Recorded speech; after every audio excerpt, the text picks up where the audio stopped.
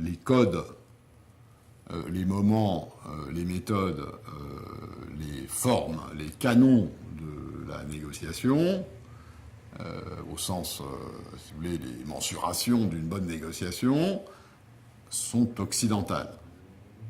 Bon, il n'y a pas de doute là-dessus.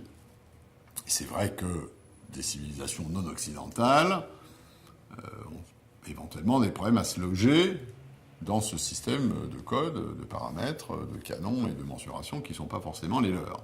Et que le fait d'ailleurs que ces paramètres soient des paramètres occidentaux peut être un élément, si je puis dire, de résistance, ou en tout cas qui explique une certaine non-familiarité de négociateurs qui ne viennent pas de ce système.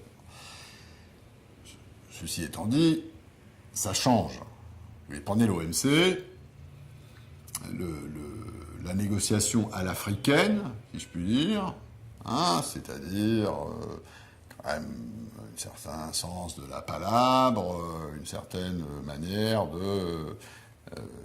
d'évoquer les questions sous divers angles, de faire des passages et des repassages, etc., a teinté les méthodes de négociation autour de la table de l'OMC.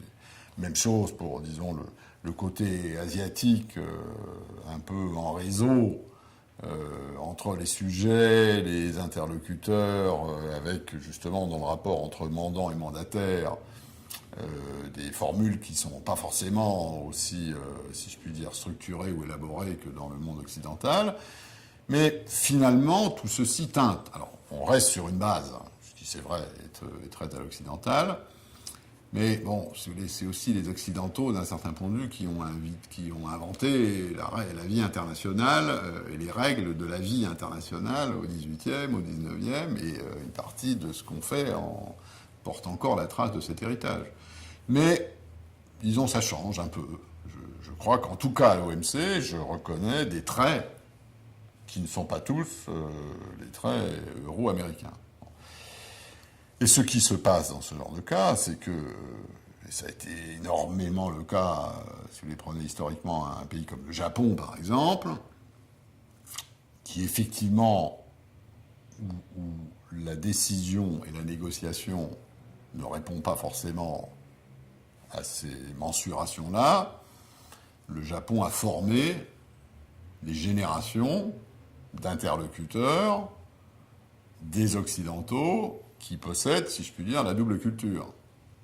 Hein, qui sont capables, en quelque sorte, de négocier, comme vous, dans votre système, pour ce qui est du temps qui passe avec vous, et quand ils repartent dans leur système, ils décodent ça, ils le traduisent, si je puis dire, ils l'interprètent dans leur propre...